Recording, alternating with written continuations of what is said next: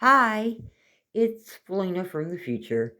And I just wanted to say, the video you're getting ready to see, I did that like back in January, getting prepared for Valentine's Day. And it's another creepy stories one. And now the first one, it's not the person's fault. It's just creepy situation.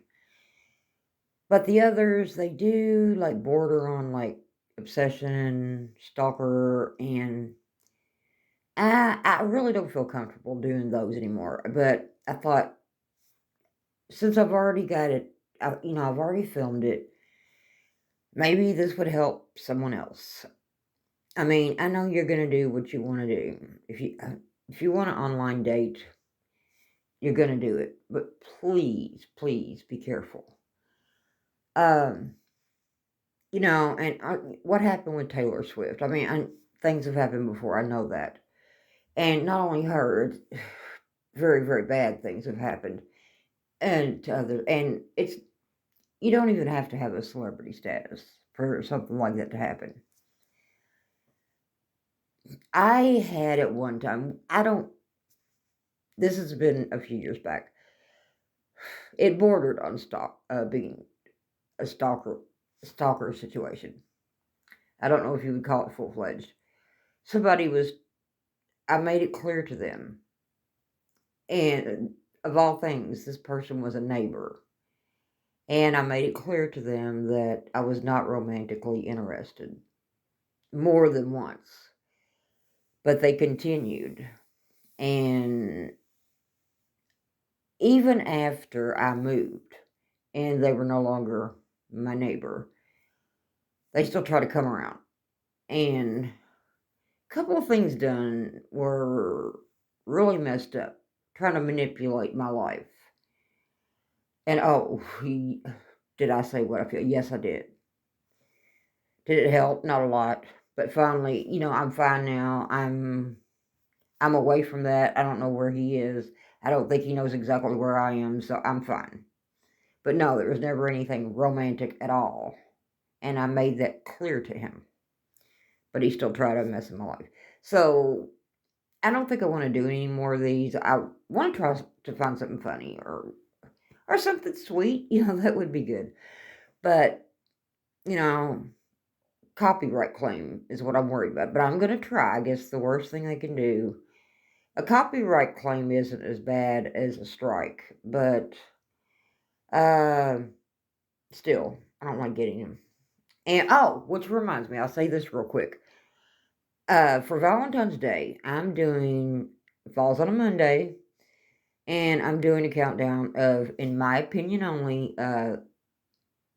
from in my opinion, the most romantic movies that I've seen. And I'm already doing it on TikTok. I'm at Valina 330 on TikTok if you want to check those out. I show the trailers there. Some of them are longer than others. But, and then on the 14th, I'm going to be on my YouTube channel, here on my YouTube channel, and I'm going to discuss the movies I chose. And I'm even going to address some of the controversies about some of the movies. So, I'm going to go ahead with this video, but like I said, I don't think I want to do this anymore, but yeah, maybe it can be a lesson to somebody. I mean, just please, like I said, be careful. So, on with the video, I guess. Thanks. Hi, it's Spoina. I'm back again with the lights out. I've already done my skincare, so no makeup. My hair's not curled. I have my pink lights, and I find them relaxing. And not long ago, I've got my nightshirt on. Not long ago, I did I did a reaction to it was the Orange Cat something. You can go back and watch it. Uh, I gave the channel credit, and I thought I would do something like that again. I'm kind of a night person, so yeah, it's very late, early, depending on how you look at it. Okay, Now, this I found is true Tinder stories. 4 true, scary Tinder horror stories. Let's see what the channel is. I like to give them credit. Oh, we got an ad anyway. Let's see.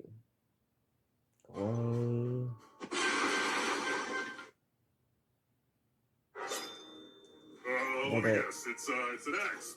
Nope. 2 X's. What? It's not X's. I don't know what. Okay, let's see what this is first. Okay, this is Mr. Creep's True Stories. So if you end up liking this, if you don't know this channel already, check them out. And let's hear about these Tinder stories. Now that is something I've heard like YouTubers tell some stories. Some of them creepy, some of them actually kind of funny. These are supposed to be horror stories, so let's see what happened. Here we go. Creepy music. This all happened when I was 19. I'm not the best looking dude, so I never had much luck with women, and I ended up on Tinder. Oh. I wasn't having much luck there either until like the 3rd month of using it. One day, a blonde woman named Katie messaged me. She was pretty enough, and I just dismissed her as a bot. It wasn't until 3 days later that she messaged me again, which was odd because bots almost never message more than once. I clicked on her chats and replied, and then I looked at her profile.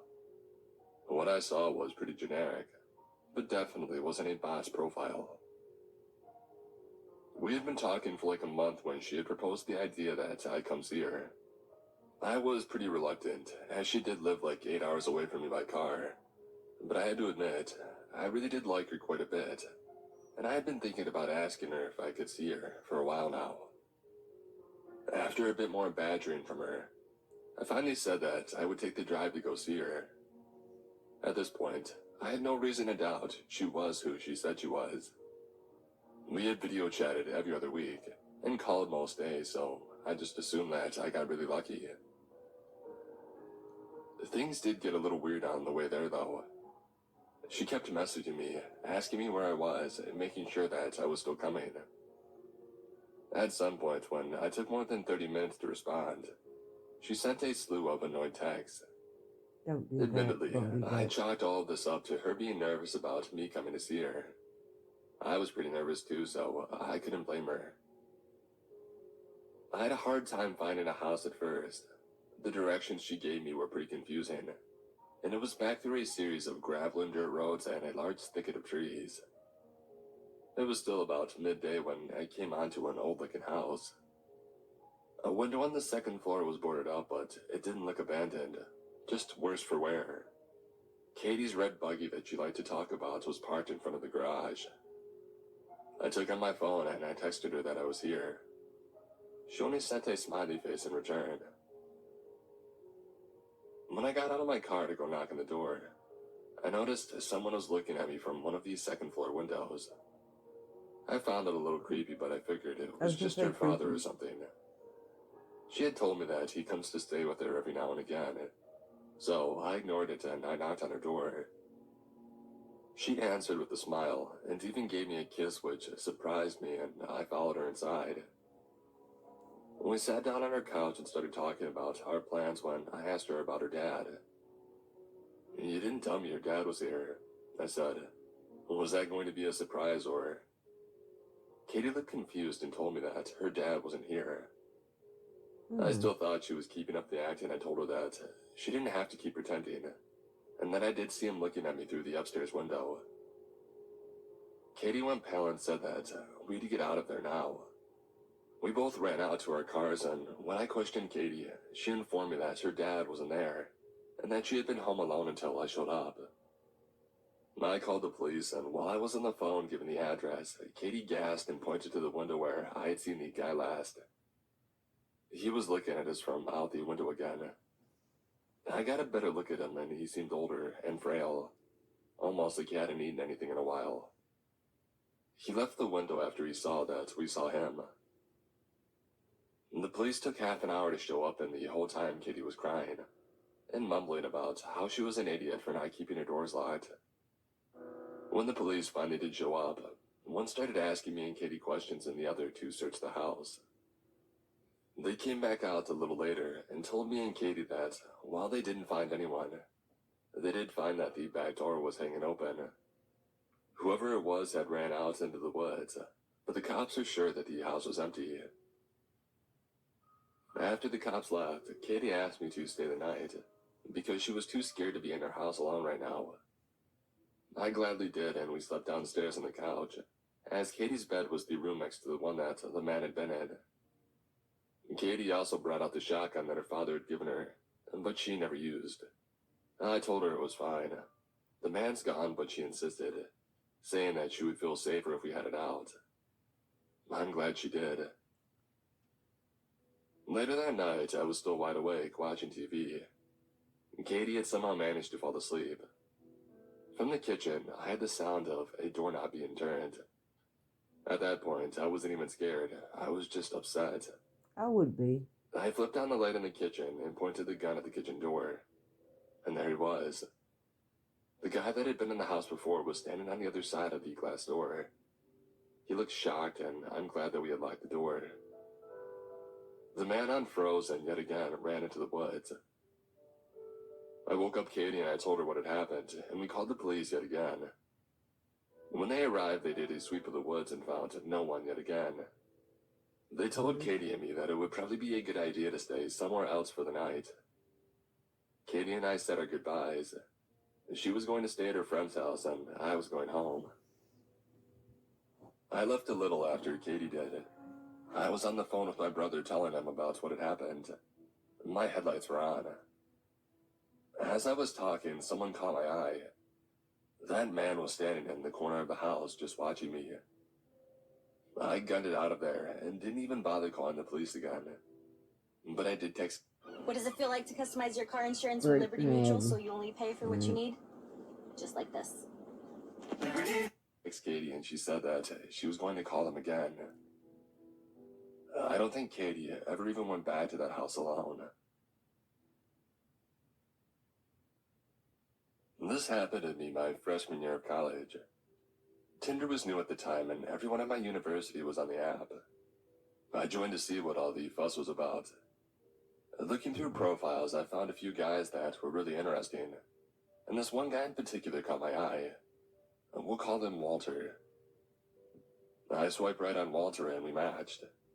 I was excited and kind of giddy because he was super attractive. He messages me and I got butterflies in my stomach. We messaged on the app for maybe an hour. A typical conversation is happening. I asked him what he did for a living. He asked what my major was. Harmless conversation. After a while, he asked for my phone number, so we could text instead of message on this app. I gave it to him. He seemed nice enough. We messaged back and forth for a few days. Lots of flirty conversation and plans to hang out finally occurred. By the fourth day of the conversation, he started calling me babe, which gave me mixed feelings. It was cute, but also a little weird. We didn't really even know each other, and we had never met. Say something. Why do guys, especially on Facebook, do that? In fact, I quoted Janet Jackson's Nasty Boys with my name. I said, no, my first name ain't Baby. It's Paulina. Ms. Welch, if you're nasty. I don't think they took the hint, but this just made me think of it. Why do they think it's okay? You don't know them. Why do they think it's okay to call you babe or baby? I mean, I'm not being a prude or being mean or anything, but, they don't know you. So, I mean, yes, I accepted a friend request, yes. But that doesn't make me anybody's babe or baby, Whatever. Let's get back to the story. I ignored it and I continued on with the conversation. He started saying that he wanted to be exclusive and he really wanted to see me in person. He was begging me at this point to come to his apartment to cuddle and watch movies with him and his dog. I told him that our first meet needed to be in public. I would not be going to some stranger's apartment. Smart thinking. He said that I was overreacting and kept begging. I ignored him for the rest of the night. The next day, he apologized and said that he understood we needed to meet in public, so we made plans that weekend. The weekend came faster than I expected, and it was the day that we were supposed to meet. Something just felt off, and I decided to back out. I texted him apologizing, saying that my mom wasn't feeling well, and that it needed me to come home to help her with some house chores. This made him annoyed, and he said, "Your mom is a big girl. If she needs you, she can call you. Just come over and you can leave whenever you go to help her. I really want to see and kiss you." I told him no, that I would be staying with my mom that weekend, and that was that. Okay. I only lived about 30 minutes from home, so I actually did go home to see my mom that day. After what he said about my mom, I started ignoring him, and then texts started rolling in. Yeah. Text after text. "Babe, I'm sorry. Please come over. Babe, I miss you. Babe. Are you going to come over?" I planned on replying the next day that I was just busy with my mom. But then he started calling me. I had a total of 45 missed phone calls within a 2-hour period. He left voicemails saying that he was sorry and that he just missed me and wanted me to call him back. Similar voicemails continued almost the entire time that I was home. My roommate texted me shortly after I finished dinner with my mom and asked if we could go out that night. I agreed, and I went back to my university dorm. Suddenly, the calls from Walter started to increase again. More texts, voicemails, and he started messaging me again on Tinder, asking why I wasn't replying to him. I wasn't planning on replying until I got a message on Instagram that said, "Why didn't you tell me you were coming back to town tonight?" Getting this message really freaked me out. I replied to him and said, "Sorry, I've been busy with my mom. How did you know I was back in town?" He said, "Well, I checked your Tinder, of course. Tinder doesn't tell exact locations, but has a within 1 mile message." This really freaked me out, and I messaged him back and said that he was being really creepy. He seriously had been constantly refreshing my profile to see the distance change. The messages, calls, and voicemails continued. All were him now apologizing for making me feel weird about him knowing where I was. He was just worried about me. We had been texting for less than a full week. Less than a full week. I told my roommate about it, so we decided to stay in that night. The last straw for me was getting a message saying, "Look, I'm really sorry. I'm outside your dorm with flowers and chocolates. Please forgive me." Uh-oh. Oh, heck no. I called campus security and told them about this guy, and they never found anyone waiting outside any of the doors. I'm assuming he was in his car, waiting for me to reply. Trying to freak her out. I blocked him on all socials, his phone number, deleted Tinder, and have never been back on since. I've seen him once out and about in town, but he never recognized me, thankfully. Walter, if you read this, I'm glad we never met. Thanks for making me second guess every single guy that I find attractive.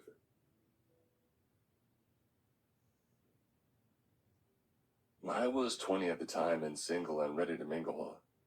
I was studying at a school about 28 minutes away from my house. And of course, I was on Tinder. Now, I've dated some older men. I'm attracted to them. So my setting on Tinder for males was always ages 25 to 40. I swiped right on a guy who looked decent enough, and he was 36. Decent enough. We match and he begins to message me. We go through a all day or about two of looks. messaging. I explain that I'm really just looking for a friend with benefits, and he had his own apartment, Okay. about a 2-minute Being walk from my straight up school. about it. Perfect. We add each other on Snapchat and Instagram, and once he takes a look through all my photos, his way of messaging becomes strange. He starts to message me stuff on Snapchat like, "You're so beautiful. I want to hold you in my arms. You're like an angel." Now, mind you, we have never met. Once he starts messaging me like this, I realize that he's not my type, especially in a friend with benefits situation. I don't need someone like that. And I start to leave him on red and I ignore his messages. The next weekend, I was going to a wedding. I was all dressed up, and of course, I posted a few pictures to my story, which he immediately started commenting on, like, "Oh my god, you're beautiful. I miss your touch. I want to feel you in my arms." Wow. I ignore him, and I have a good time at the wedding. And right before the wedding started, I popped an edible. By the time I got home, it was midnight, and I was very, very high and very, very sleepy. I had worked earlier that day, and I had a nap in between. I get into bed and I start to go through my phone. I live with my family, and everyone else was asleep. I start getting messages from this guy again, and I'm so high and tired that I start reading them, giving brief responses saying, "Oh, thanks." And then he messages me saying, "I think I'm gonna come to blank tonight." Blank space is the city where I live, 30 minutes away from his apartment. I respond by saying, "That's weird, don't do that." Obviously thinking that he was joking. And then he says, "I want to breathe the same air as you. I want to feel you. I want to breathe with you." I begin to freak out, and then he starts messaging me, too much. "Be there soon, babe." I'm like super scared now because I live with my family, and I didn't want anything weird happening. And then all of a sudden, I remember that my Snap map has location on it. I go into my map and I see my little Bitmoji and her cute outfit sitting at my house. I quickly turn myself into ghost mode, and then I see his little Bitmoji, and it's getting closer and closer to my city. I somehow convince myself that he's not joking. He's probably on his way to another city near mine, but he's getting closer and closer. It's 1:30 in the morning now. For the first time in years, I begin to pray. 10 minutes later, I check the Snap map again. Now, even if you are in ghost mode, you can see if you are sharing locations with someone, although the other person can't. When I looked at my map, I was sharing locations with him. He was right outside my house.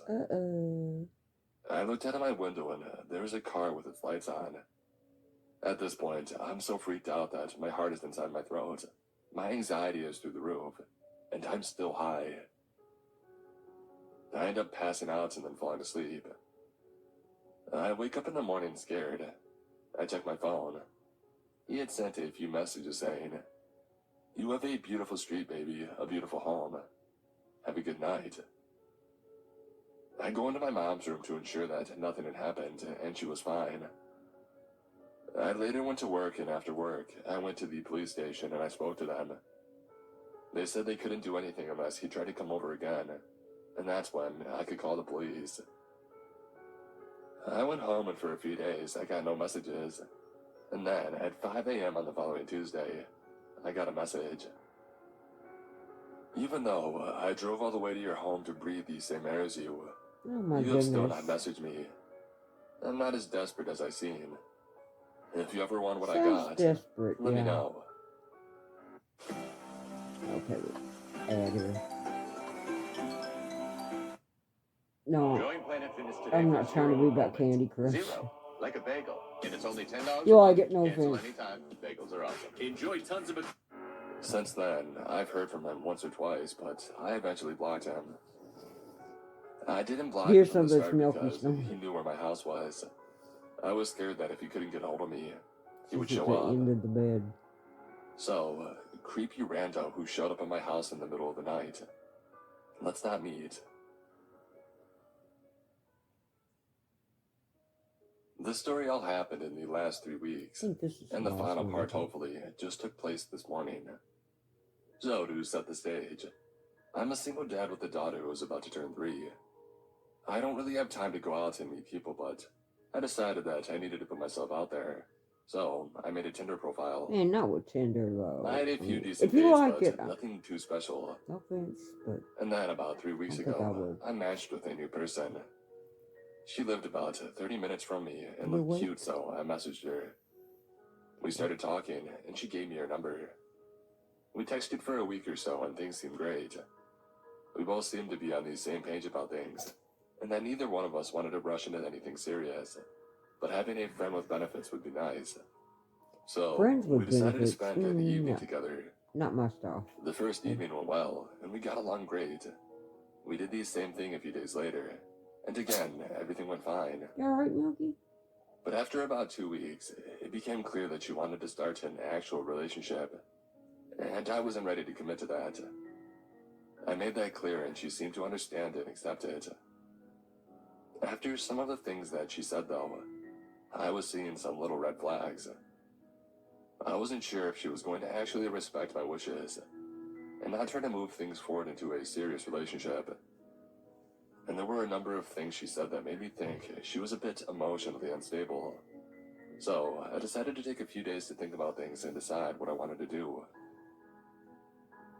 We had been texting at least a little bit every day, and I felt like the daily contact was not helping to convince her that I was serious when I said that I wanted to take things slow and not jump into a relationship. So, on a Friday morning I was texting her, and then just kind of stopped replying. I didn't think much about it since I was really busy anyway. Uh-oh. But She came to my house that night, just showed up unannounced. I was polite and made an excuse about my phone being broken. She claimed that she showed up because she was worried something had happened to me, since I had always replied right away before. But her showing up at my house was another huge red flag. I figured the broken phone excuse would benefit me, giving me time to evaluate this new warning sign and decide what to do. I told her I was fine, but that I would be MIA for a bit until I got a new phone. I don't have a home internet connection either, so basically all contact with me would cease until I reinitiated. She seemed to be fine, apologizing for intruding on my evening, and left right away, so I didn't give it much thought, other than it reaffirming my concern that she was becoming obsessed. In the next few days, she sent a few messages basically just checking to see if I got a new phone. There was nothing too crazy, but it was still very worrying. And with everything else, it told me that I needed to cut things off completely. And that leads me to last night. It was 6 days since she had showed up at my house, and I hadn't contacted her so far. I was hoping that my silence would send a message, or that maybe she would have forgotten about me and moved on to someone else. But 'twas not to be. I went to sleep around 12 a.m. and woke up at 6. Upon looking at my phone, I saw literally like 15 message notifications, 6 missed calls, and a voicemail. The text started off saying, "I know you're probably asleep, but I saw that you accepted a friend on Facebook 2 days ago, so I wanted to know why you've been ignoring me." And then went to pleading with me to answer the phone, and finished with, "If you won't talk to me, I'm going to come to your house." This whole thing took place between 1 and 2 a.m. The voicemail was just her sobbing into the phone and screaming, "Why are you doing this to me?" Keep in mind, I've known this girl for less than a month, and we've only been on 2 dates in that time. At this point, I was pretty freaked out, so I called a friend of mine asking for advice. My friend told me to just be blunt, and tell her that threatening to come to my house in the middle of the night was completely inappropriate. That she's acting crazy and not to contact me again. Just a little. So, here I am this morning after sending her a long text, kindly but firmly telling her that her behavior wasn't acceptable, and that she was not to contact me again. So, crazy Tinder girl, let's not meet. Let's not, yeah. Can't blame me. Okay. Guess that's it. Okay.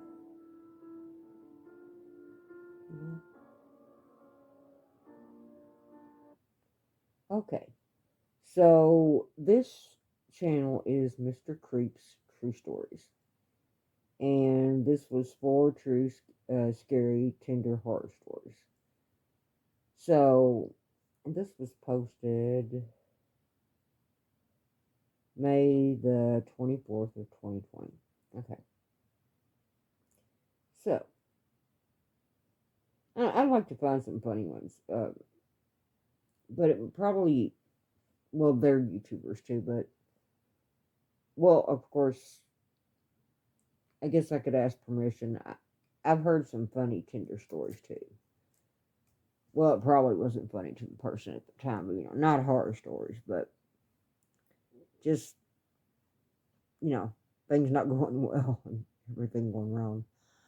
But not saying that's always funny, but the way they tell it's funny. But anyway, check out that channel if you're not already familiar with it. And I guess I should try to get some sleep. And if you enjoyed this, first of all, I'm giving credit to the channel. Check them out. But if you enjoyed me reacting to it, would you please give me a thumbs up? Comment. Do you have a story you'd like to tell me? I'd like to hear it. Subscribe. I would love that. And thank you so much for watching. And hope you're having a great day or night, whatever it is for you. And I'm going to say good night and say be blessed and stay thankful.